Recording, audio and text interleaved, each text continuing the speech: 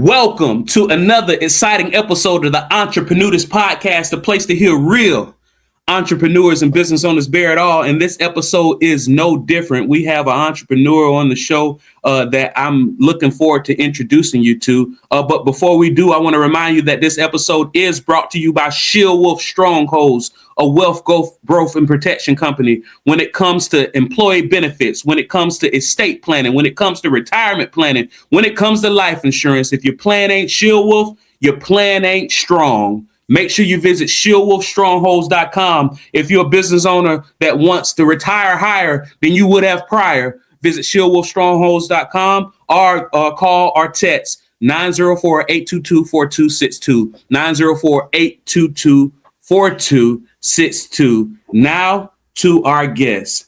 Joe Zahaitis is a payments industry strategist, educator, and advisor with 30 plus years of hand-on experience helping mid-sized businesses understand, optimize, and take control of their payment acceptance models.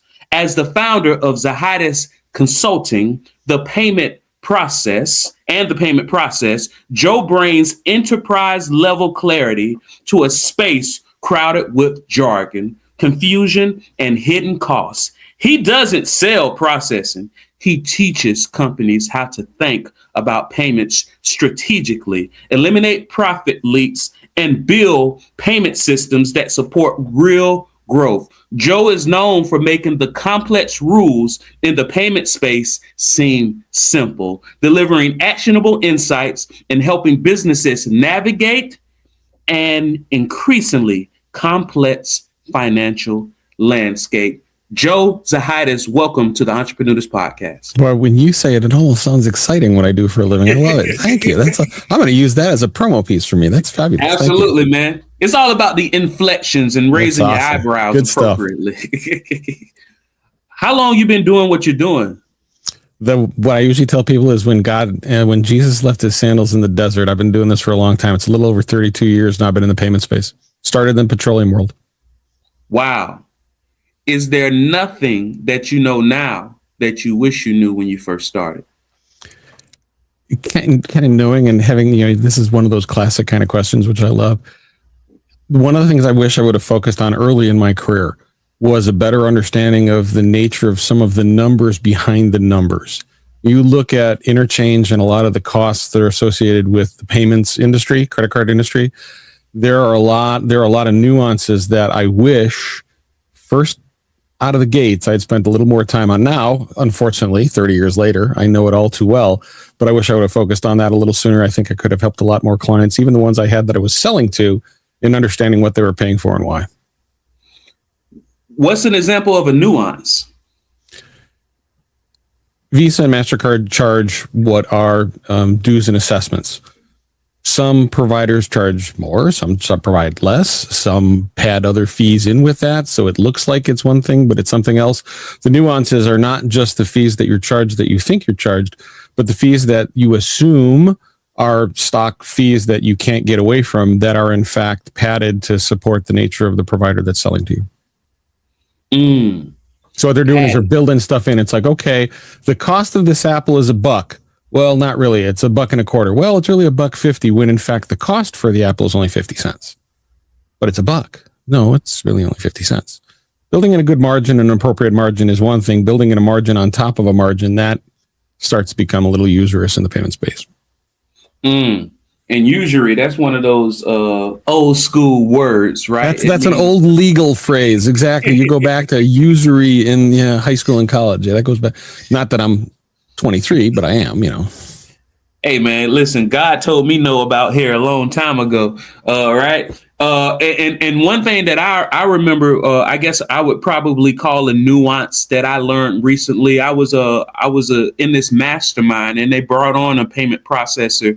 And one thing that I did not know, because you know how sometimes you go to an establishment and some establishments you just swipe your card.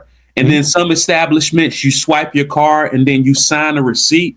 I had no idea that the establishments that have people, because at first I'm thinking, all right, you're a company, you're losing money. Hey, get with the times, keep everything moving. I had no idea that in a lot of instances, the companies that make people sign receipts actually get a lower fee from the processing company. Correct. What's the reason for that? You have more evidence to the transaction that you were actually sitting there and signing, because if you look at the signature, you're also, as a merchant, supposed to check the signature on the receipt against the signature on the back of the card. 99.99999% of merchants don't ever check that. So as long as you don't contest the signature that's on that receipt, that signature stands. But if someone were to go in and sign it and have your signature versus my signature, but not check the back of the receipt, I could come in and contest that and say, I didn't sign that, because in fact, the signatures don't match. So the signature actually is further confirmation. If I go back and say, hey, I wasn't at that restaurant. Yeah, but Joe, your signature's on the receipt. And restaurant, retail, whatever it is, sent that to us. You signed it. Okay, now try and prove that you weren't there. It's further proof that you were in fact at that establishment and did something. And if you don't get that, because there's a higher chance that there's a problem with that transaction, you pay a higher rate for that.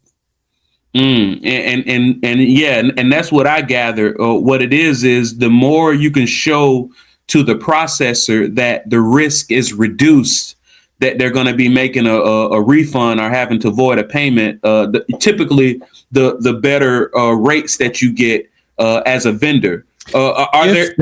If that's a critical piece for you. I'm in the Chicago area, and while I won't mention the nature of the parking garage, you would know it really well because you would fly in and out of there. But the parking garage that you would leave, they opted many, many years ago when I was with a different payment processing company, they opted to not get signatures to keep the flow of traffic leaving their parking facility happening. Visa and MasterCard got very upset that they weren't collecting signatures, and they said, you know what? We don't mind. Because the people who park here are not typically contesting these transactions. They park there. Secondly, if they were to contest the transaction, we'll just put their credit card on the list of do not accept. The next time they try and check out of that parking facility, it won't work. So the odds of someone contesting the transaction are slim to none, and they built it into their price model for their pricing. We are willing to take that risk as a merchant and not collect signatures. That was the launch of a whole new class of transaction type, interchange type, because they elected, and then it got baked in, that we're not going to collect signatures because these people are waiting to get out of this garage. And having to hand over a receipt that they had to sign and then hand back to now you do it, you don't even talk to a person. You tap your screen, you swipe it, it gives you the receipt, you never sign anything, because they've elected to take that risk that you're not going to charge that back. And a lot of merchants are doing that even in restaurant and other retail environments, because they're looking at it and saying, to keep the customer flowing through, to give them the best experience, we're willing to take that risk by not collecting the signature, but it does then yield a higher rate. That is a true statement. And I do want to segue a little bit, because I know you're the payment processing guy. But speaking of making sure you're getting the evidence of transaction, typically when most people purchase cannabis, the evidence of the transaction is the euphoric feeling, right? And it's probably gone as they're leaving the facility, but that is a true statement. I will, as a disclaimer, I am in the cannabis payment processing business. I'm the president of a couple small companies, and one of them does cannabis payment processing. And just let's start with the legal disclaimer. Credit card transaction processing in the cannabis space is not allowed. The card brands have made that very clear. You cannot use credit cards at a dispensary to purchase cannabis. There will be a lot of players that say, well, we worked the way around that. It is not something that you can do at this time. You have to use cash or a cash-like instrument to pay for cannabis, because right now, Visa and MasterCard said, look, until the federal laws, which may be changing here pretty soon, like maybe in the next 48 hours, until the laws change, until it's federally legal, we're not going to allow it, because their transactions cross state lines. And if you look at the banking infrastructure, the nature of moving funds from state to state technically violates federal banking law. You've engaged in money laundering, even if it's a legitimate transaction, and a lot of the major money center banks won't touch it for that reason. Okay. All right. So when you say a cash-like instrument, they're not making a distinguishment between a credit card and a debit card. True statement. Yep, that is true. Okay. So what should somebody be aware of? So is this risky for the vendors or risky for the processors? Sadly, it's risky for everybody in the chain, because it's still not federally legal. That's the first issue. It's state legal, typically working with a state credit union or a state level bank. There are some larger banks, not the major money players, and I'm not going to mention any names. They typically don't want to touch it because of reputational risk. They don't want to be associated at this time with cannabis payments. But there are a lot of industrially funded banks and smaller community banks, local state banks, that are comfortable with it. There's a revenue stream to be made on it. Those merchants need support. So the dispensaries will many times be banked locally within a state and will do their processing locally within a state. So we spot ATMs at facilities for them. We help them with transactions that then can qualify appropriately the way it works right now. And many of them will accept cash for those transactions. Difficult. Cash pickup is harder. But at the end of the day, now I'll make my fun statement. If it reschedules to level 3, which everybody is all excited about. It's on the Hill right now. It may happen. It may not. You get everybody on both sides of the fence saying one way or the other. It doesn't change the federal illegality of cannabis. So you still have a banking issue, even if it goes to Schedule 3. What you do by going to Schedule 3 is you open it up. It's going to be the Wild West again to everybody who thinks they can do whatever they want until the major card brands, and I won't mention the big two, but it's all of them. Until the major card brands actually come out with a statement that says, based on this ruling, we now accept credit cards. It still does not mean you can accept credit cards at a dispensary level, because level 3 is still a Schedule 3 drug. It's not descheduled. It's just rescheduled to Schedule 3. It just opens it up for a lot of the other players. And then we've also had the recent, I think that was signed, if I'm not mistaken, and someone who knows this will correct you in the comments after the show. But we recently, the feds said that hemp-derived THC products are being federally banned. Now, I don't know where that stood because I have been traveling for the past couple of weeks.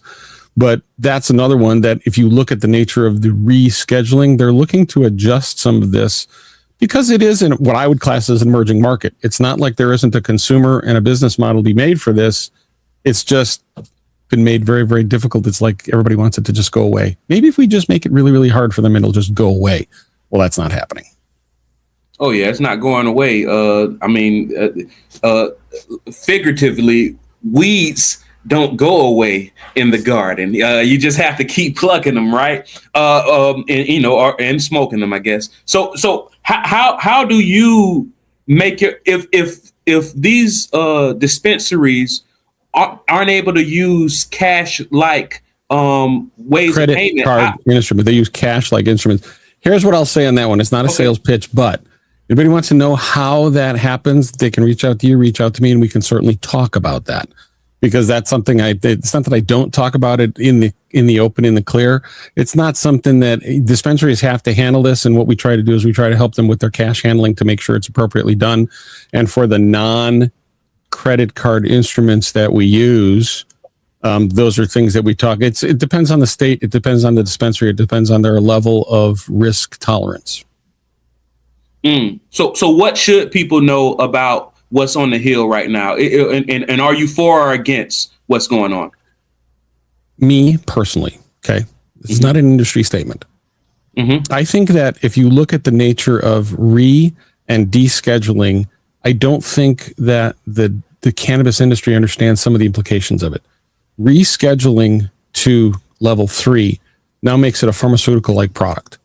And as a part of that, you then have a lot of big pharma who may want to participate in this. They're going to come in as well. Well, there's competition to the local dispensaries. I'm sure they're going to have an easier time of potentially selling it and or some of the regulations even at a state level, but it's still going to cause for additional competition. If you have descheduling, you've got some of the major tobacco brands out there that would love to plant a couple million acres worth of medium grade weed and then come out with the Budweiser of weed packaged and ready to go. So the competition that goes there, if you're a boutique product and you have a quality product and your client base will survive the nature of a Budweiser like brand, then you don't care about descheduling. But I think some of the implications of descheduling, not to mention the fact that the states that are making revenue off of the tax bases that they have right now, because it's federally illegal, but it's state legal and the states charge taxes to the dispensaries. I think there might be a little bit of a battle between the states and the feds saying, look, we don't necessarily want this because we're going to lose a whole rev stream. And there's a lot of taxes. You look at a couple of the states where they're potentially destination type weed stops, and everybody knows those states. But if you look at those destinations, they make a lot of taxable money off of those dispensaries. It's a huge implication. 280E, which is a taxing element, which you talk to a tax attorney about this, talk to a tax accountant about this. Having relief on that would be huge for dispensaries. Doesn't require, I don't think, the legalization at a federal level, but it does require that the taxing law that's there be eased. They can't, their cost of goods sold, they can't take any taxable write-offs on a lot of that stuff. It's choking them. They're basically the death by 1,000 cuts kind of thing. Everything from how they process their transactions to where they can do business to tracking everything. You got to track everything, including cutoffs and waste and stuff like that, because everybody is making THC infused products from, CO2 extraction and a bunch of things of what they're doing, even with cast offs. You have to track all of that. Well, that's a lot of work and taxable issues and employee issues. And you're just going up and down the street with all of the things that are death by 1,000 knives. The cannabis industry is struggling as an industry because everybody's making it really, really hard for them. Not that it shouldn't be appropriately handled. It's like a liquor store. It should be appropriately taxed and or managed. But some of the rules that are in place are kind of usurious, if you will, to go back to our old phrase. So rescheduling brings in the pharmaceutical companies, rescheduling to level 3, descheduling brings in the tobacco companies. Everybody. It brings in everybody. And as an industry, I think while everybody loves it, sure, now I'll be able to sell my weed in the clear. So will everybody else. Now, does that also include the average citizen that can just grow in their backyard for personal use? Here's why I won't comment on that. It would depend on how the law is written as to what that means. And none of us know. I have no clue. If you deschedule it and just make it a plant like having, dandelions growing in your backyard because you want to have a salad out of dandelions, sure, it could be as simple as everybody gets to grow it. I think in that regard, you might have a pushback from some of the bigger players and some of pharma, because it would be, again, personal belief.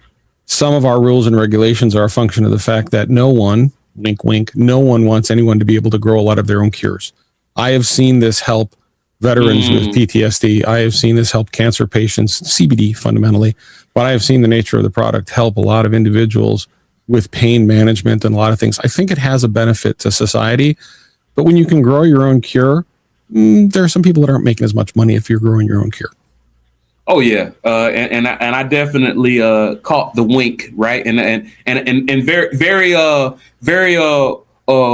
very smart of you to realize that majority of the people are probably just going to listen to our voice. So you actually have to say wink in this platform. Wink. There you go. All right, I'll do that. Got it. And I agree. A lot of instances is a lot of things that we're able to do without having to pay for some type of patented product. Are usually put against. So, for example, one thing, and I'm not a doctor, right? But one thing that the rest of the world has concluded, including the United States, is that diabetes is actually insulin deficiency in the brain, right? Well, insulin in the brain. Whereas, dementia. Dementia dementia is essentially just like diabetes everywhere in the body is diabetes of the brain. And so the rest of the world treats it as such. And what somebody can do, if you just stop eating and drink water for 3 days, like if you have a parent that's, and like I said, I'm not a doctor, but if you have like a parent or somebody that has dementia, if you stop feeding them and just give them water for 3 days, a lot of their memories will start coming back. A lot of their functionalities will start coming back. And guess what doctors say? Yeah, that's true, but it's inhumane. Well, that don't make sense. Yeah, and I'm not a doctor, but I've heard a lot. There are a lot of homeopathic cures that seem to work, and I've even tried a few of them myself with some of the challenges I have with back issues and stuff like that. But bringing it kind of Oh shoot, I forgot I was going with the topic. Keep going. I'll remember the topic when we get to it. I was going to make a point and I forgot it already. Oh, no, yeah, you're talking about the homeo. I talked about drinking water and having the dementia patient. Yeah, I was going to bring it back to cannabis. If you bring it back to cannabis and the nature of some of what it can and does do as a product set, you don't have to smoke it to get the benefits. And certainly with CBD, in a lot of the products can be both topical as well as drops in drinks. So it's not something you always have to smoke to get the effects of it, and not just THC. There's a significant component to the CBD side, and oddly enough, it's easier to grow a high CBD percentage cannabinoid plant than a high THC. Again, I'm not a biologist to know how and why that is, but it is what it is. But the nature of that CBD support is huge, and as I'm the biggest detractor, lack of trust. I am okay, sure, yeah, okay, yeah. CBD topicals, sure they work. I put CBD. I have a vendor that I use for some CBD. Great guys, and they have a roll on. It's like a little roll on stick. You roll it on your back. By the time I stand up, the pain has already gone away. I'm like, wait a second. This actually works. Some people it does, some people it doesn't. And that's why I say it becomes it's a function of how your body handles and works with the drugs. And I am no druggist to know that, but I have seen anecdotal information and knowledge that says, I'll be damned, this stuff does kind of work. I'm going to keep a running list for this episode of how many practitioners we make sure the audience knows we're not. We're not druggists. We're not doctors. We're not lawyers. We're not accountants. What else? I'm not a tax accountant. No, this is all personal opinion on most of this. And speaking of things that are broken, because it sounds like the way that a lot of people think about these ways that you can heal yourself without having to pay absorbent amounts of money, that their way of thinking are broken. The payments process is broken too. As a 30-year guy, it would be my belief that the payments process is a little broken. I recently saw a post which I thought was kind of interesting and telling, and it was a little bit of a stinger for me as someone who's been in the payments industry forever. If I pay you $100 in cash, you have $100. And if you turn around and you pay your bill with $100, that individual has $100. And if that person that $100 travels through society as $100. If I pay you with a credit card, $100, you get 97.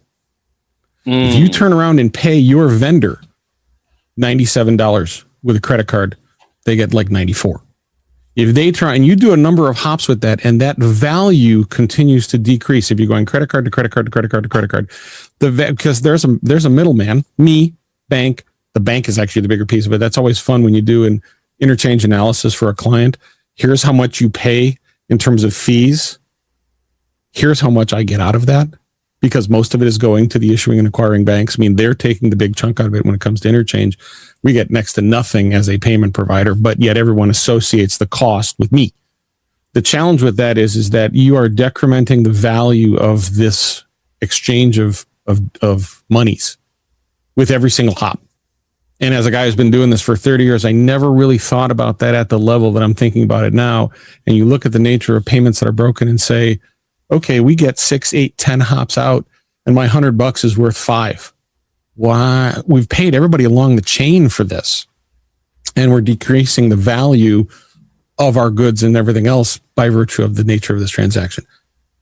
Convenience, sure, but at what expense?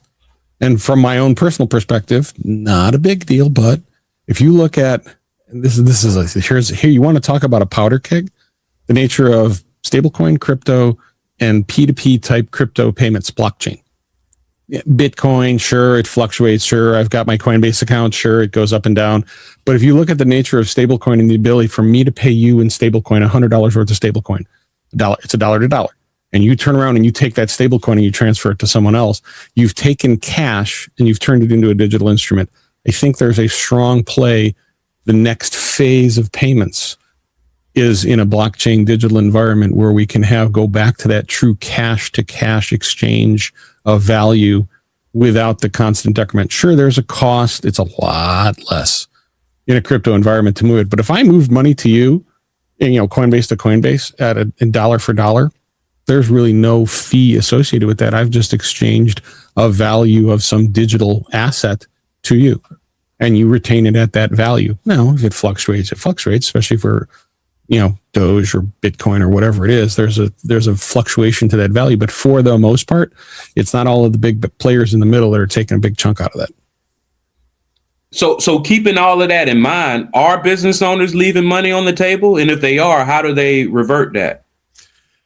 That's kind of the next phase from a societal perspective, because if you look at what we've built as an infrastructure, and I'm guilty of it, 30 years in the payment space, we've built an infrastructure that makes it so easy for the consumer to use their plastic out of their pocket to pay for goods. Most of the merchants I know, doesn't matter whether they're high risk or low risk, and I do processing for both sides, doesn't matter what side of the house they're on, they want that speed of transaction and are willing to accept the fact that they're not getting full value. And yet everyone complains about the prices they're paying. All right, then stop taking it. Take cash only. Yeah, but I can't do that. I won't be able to make any sales. Well, then stop complaining about the fact that there's a cost of doing business called credit card. And they are leaving money on the table. It would be my belief that most businesses, this is the whole point of the payment process, it would be my belief that most businesses love to complain about the price they're paying, but have no idea what they're paying, what they could be paying, because you're never going to get it for free. Everyone thinks you can, but you can't. And what the value that you're getting. You look at some of the providers that are out there, sure, you're getting a pretty good price, probably not great. Try and call in with a challenge on a transaction on an 800 number that either goes overseas or never gets answered. Talk to me about that customer service. That's where we are slipping up as an industry, as everyone is so busy looking at the front side cost of this. No one is looking at the backside customer service and management of it. Oh, they'll give me customer service. No, they don't. And if you have one chargeback in a merchant world, take any retail or restaurant. If it's X for a meal, a dress, a top, what's your profitability? It's a percentage. It's not 90%. It's more like 10, 5, 15, 30 even. If your profitability is 25% and you lose one transaction to a chargeback, it will take 4 minimal, more like 6 sales to make up for that one loss. How long can you afford to do that when you're not paying attention to the backside of this? And when the ticket gets higher, usually the profitability usually goes up a little bit, but still you lose one big transaction. It could take a while to recover that if you don't have a provider on the back end that's willing to help support and defend against someone who's charging that back. The big buzz right now in the credit card industry, I was just in Atlanta at a conference, is both agentic and they're calling it AI fraud, but they're calling it created identity fraud, where people are actually making up fake people and then doing fraudulent transactions. That's kind of the next wave of what's coming, is all of this identity fraud where it's not even a human being that's on an online doing a transaction. And yet you as the merchant are now stuck with the chargeback because it was my card that wasn't in my hand, or a card that didn't even exist. You shipped out a product and never got paid for it.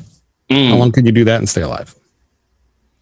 Okay, so sounds like there's a trade-off. Sounds like, because of course I'm in business. I deal with payment processing. Now I look at the fees that come associated with these are the fees. Oh, what should somebody be paying in fees for payment processing?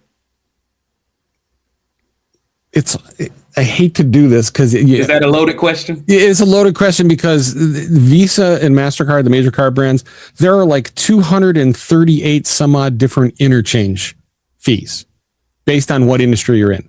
So to say what you should be paying is a big part of what you do as an industry. If you're in the travel industry, that has a different. If you're a restaurant, that has a different. If you're a grocery store, that has a different. If you're a coach, an online coach, that has a difference. If you're taking the transaction online, what I will say is that the fees you should be paying should not be approaching 4 to 6%. They should be approaching 3 to 2%, meaning that it should be lower than higher. Now, if you're in a high risk industry, I won't mention them because this is a family friendly show. But if you're in some of the higher risk industries, those will have a higher fee associated with them because of the nature of the risk component of the type of industry that they're in. But again, those are manageable. You should not be paying 20, 30%, some ridiculous amount of fees because you're in a high risk industry, unless it's dark web kind of stuff. But most merchants are not prepared, capable, and that's, again, the payment process. That's what we're trying to do, is trying to kind of uncover that. What are you paying for it? Why are you paying for it? And should you be paying that level of fee? You yourself, you're paying 5%. You shouldn't be. You're paying 2%, or you think you're paying 2%. And when we do the analysis, you're actually paying more like 4.5%. That's the big trip, is a lot of merchants think they know what they're paying, when in fact, when you pull the sheets and the covers back on a 12-month basis, you find out that they're paying something different than they think they're paying. All right. So I think I just uncovered some. And by the way, I'm going to take this as an opportunity. This is called the Entreprenudist Podcast. Now, a lot of people think that this is a family-friendly show because I don't cuss, but I believe that people, I don't care if you cuss, I don't care what you say, we gonna make it work. But to your point, it sounds like what you're saying is, all right, so, and I'm gonna go in sections if you don't mind. Sure. It sounds like what you're saying is, regardless, and I know, and let me know if there are some outliers, but it sounds like what you're saying is, regardless of what industry you're in, outside of dark web, which I don't even know how to, I don't even know who. I know where it is. I try to avoid it, but go ahead. Yeah. Hey, listen, I don't even know how to get to it. I just turned 40 this year. I don't even know how to get to the dark web. I don't even want to know. You don't want to know. Right? It's all good. You don't want to know. So check this out. So it sounds like what you're saying, that regardless of what industry you're in, if you're paying, if the front page of your statement says that you're, and this is the first part of it, if the front page of your statement says that you're paying more than 3%, you're probably paying too much. That is a true statement. And what I would do is not look at the front page of the statement. I'll give your listenership their first hint, biggest hint you'll ever get. And it's part of the big first push on my website, my everything I do. Take the total fees that you're charged on a monthly basis against the total volume. Do that division. And what does that come out as a percentage? Because what you'll find is the front page says interchange only, interchange only, interchange only, interchange only. You get to page 5, and suddenly the fees that you're paying are significantly higher than this interchange only at 1.51 or 2.20 or whatever it is. Suddenly it's 4% because that's called effective rate. What is the total volume you did for that month divided by the total amount of fees? Not just page 1 fees, all of the fees you were charged for the month. Monthly fee, reporting fee, all of those other slip-in fees, PCI fee if you're charged one. What are all of those fees against the total volume you did? That will give you what's classed as your effective rate. Most merchants, I have found, are in the 3.5% to 4%. That's a little high. Now, how far can you get it down? You're online transacting in a high-risk environment, some dubious product set, and all of that could lead it where maybe you're not going to be down at the bottom of the barrel in terms of pricing. But what I have found historically is most clients are paying more than they should be. And codicil to that, don't just do it for 1 month. It would be my recommendation that every month, this is where merchants fall flat. No disrespect. 12 months. Because this month right now that we're in, everybody's doing volume. This is Christmas. This is called network lockout. Most of the major networks will not allow you to do major changes on the network, or big clients will not move. I do not want to touch the dials or anything. I got to get through Christmas. Then we can talk about changes. That's in January. So also the time when your volumes are highest, and when merchant processing companies slip in some of those annual fees because your volume is so high that when you see the higher fee for the month, you don't associate the fact that what was 3% in November has suddenly become 5% or whatever, because the number is higher, but against your volume, it's fine. Whatever. Yeah, we paid more because we had a lot of volume. Did you? And that's why I would recommend that every merchant do this exercise for an entire year. Sometimes it's quarterly that they'll slip in a fee. Sometimes it's annually. Sometimes it's quarterly and annually. If you're doing it just for 1 month, you'll get one month, 1 point does not make a line. You have to do it for multiple months, this effective rate, and then figure out what your effective rate for the year is. It would be a telling tale if a merchant were to do that. And for most, it's a process. No disrespect, but you get busy with other stuff and you forget to do it. You can go back and do it, but if they forget to do it, don't want to go through the process, the headache. I like the way you think, Joe, because what you just mentioned, the effective rate, sounds like a lot of what I do when I help people with old life insurance policies. Mm-hmm. It's a formula. We call it the internal rate of return, right? Mm-hmm. Basically, it's exactly the same thing. You're right.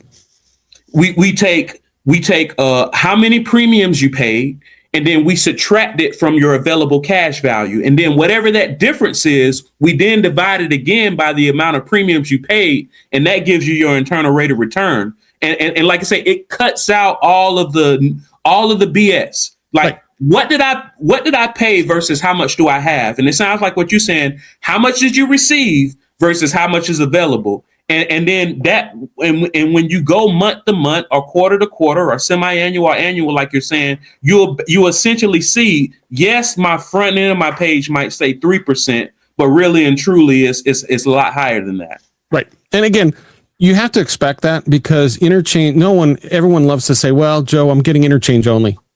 And I love every merchant that says that to me. You know what, Joe? I'm charged interchange. They don't even bump it up. Okay. Do you think that I live on zero money? I mean, there is an effective, valuable, equitable, fair market to the markup. It's like going to a bank and saying, I want a loan at prime. That's it. I'm a tiny little guy. I'm going to go and get a loan at prime. No bank in their right mind. They got to keep the doors open. They got to keep the lights on. They got to keep the people employed. No one gets prime. And the only reason some of the bigger dogs get prime or even close to it in terms of lending is because there's something else on the back end. They're getting DDA accounts on this that they're then getting to do overnight investments. So that balance comes in from, I was a banker a million years ago, but that is something that no one gets, but everyone likes to think they get. And in the merchant world, there's a lot of people, Joe, I pay interchange only. I don't pay anything above that. Sure, you do. Until we do the calculation and then you see what you're really paying. I like how you work, right? Now, I also heard, and let me know if I'm wrong. Keep going. I love this, by the way. Thank you for having me. I appreciate it. Awesome. Oh, yeah. I also heard that there are certain thresholds, like as a business owner, once I start bringing in, let's say, $20,000 of revenue annually. A month. I'm sorry, not annually, but monthly. Once I start bringing in that $20,000 monthly, no matter what I'm paying, I should reach out to my processor to try to renegotiate. Is that not true? Yes, with this conditional. And again, I'm not trying to back out of it and beg off on anything, because I've been in this payment space for a long time. I've managed a lot of very, very large accounts, and you're on a contract. Most clients are into a 3-year contract. Most 3-year contracts are what are called price forward.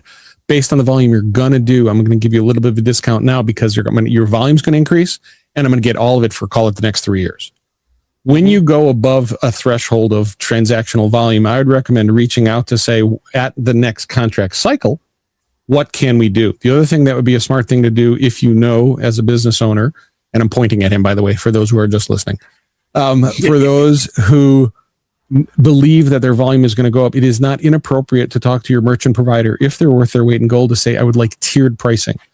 If I do 1,000, I get charged X. If I do 50,000, I get charged X minus. And if I hit those thresholds within the contractual term, we will review it together and we can lower my rate a little bit, because now I'm bringing more money to you, more value to you, and you don't need quite the high price that you charged me at transaction 1. Does that make sense?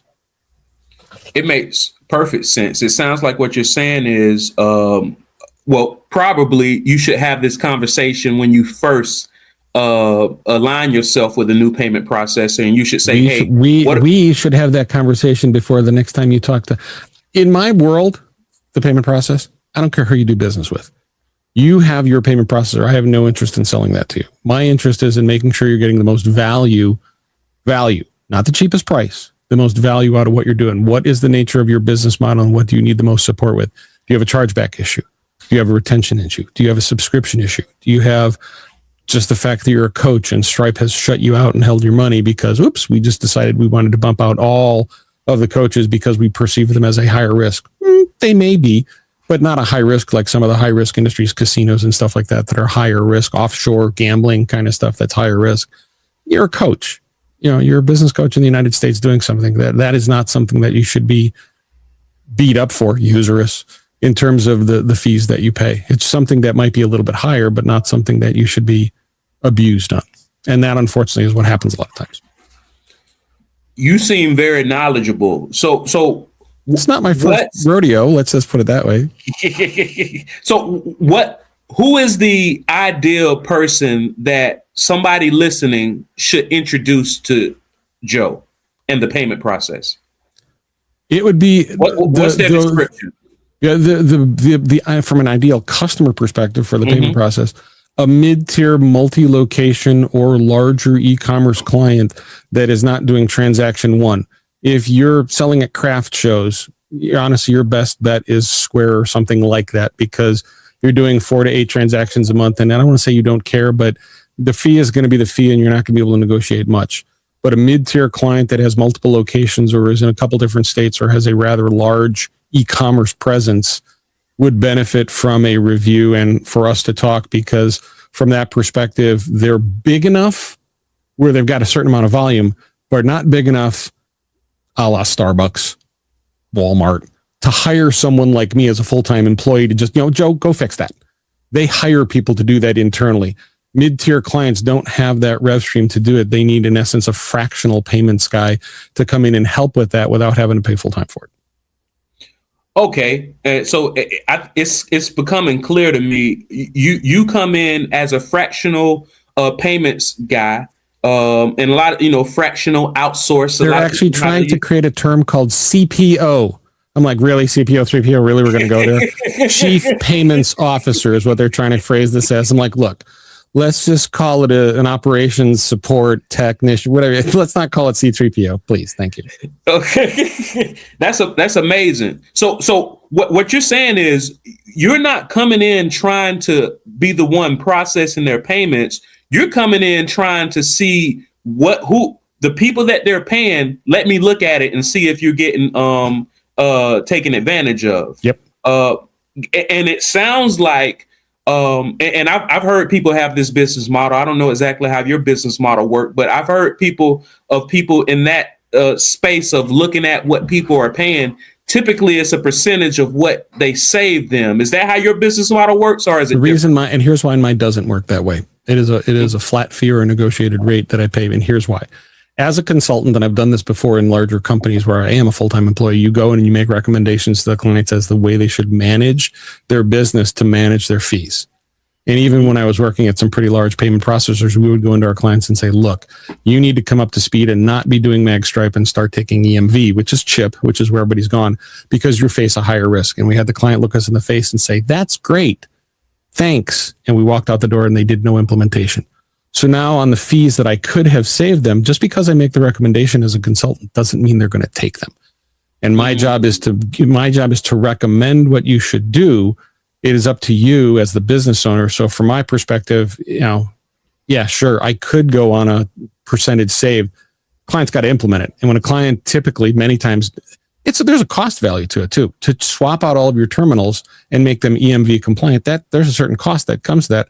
Some companies don't want to bear that burden. Yeah, right up until they're eating all of the chargebacks because the major card brand said, look, if you're not taking EMV and a chargeback comes through, you have no argument for it. You eat that chargeback straight away because you did not take the transaction the right way. So my point to you is that yes, it is a fee-based process that is negotiated. Typically, it's 10x on what is saved because it's not hard to do, to be honest with you.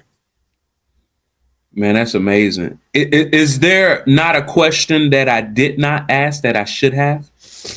No, we should get together again and talk about more stuff, though, because this has been a hoot and I've enjoyed it. Thank you very much for having me on. I appreciate it. I appreciate being a part of it. I will mention to your listening audience, visual or just listening, I'm not new to speaking on stage. I am a little newer to podcasting. So if I've hiccuped anywhere in this, I do apologize to your listening audience.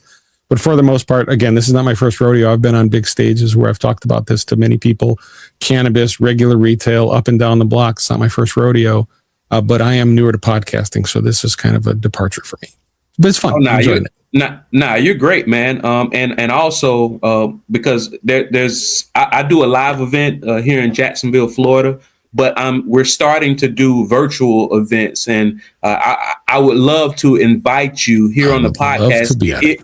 If you have a presentation, because I'm assuming since as soon as you said you do speaking events, do you just speak off the cuff, or do you have like a presentation? You tell me what the nature of the audience is and what they're looking for in terms of the types of business that fundamentally they represent, and we will tailor it to that audience straight away.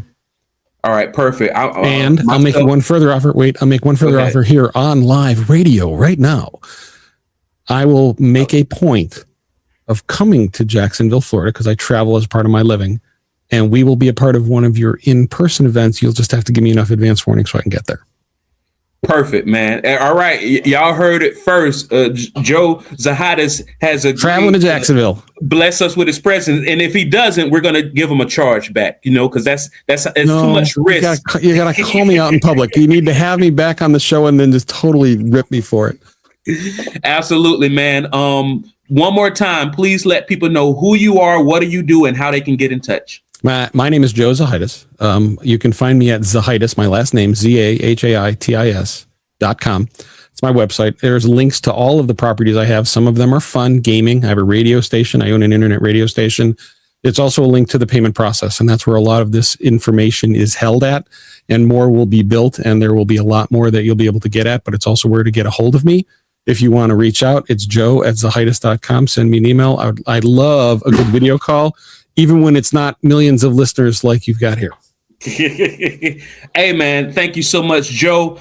This has been another episode of the Entreprenudist Podcast, the place to hear real entrepreneurs and business owners bear it all. I am your host, Randolph Love III. Until next time, don't play with it, stay with it until you make pay with it. This is the Entreprenudist Podcast, signing off. Thanks, Randolph. You're welcome.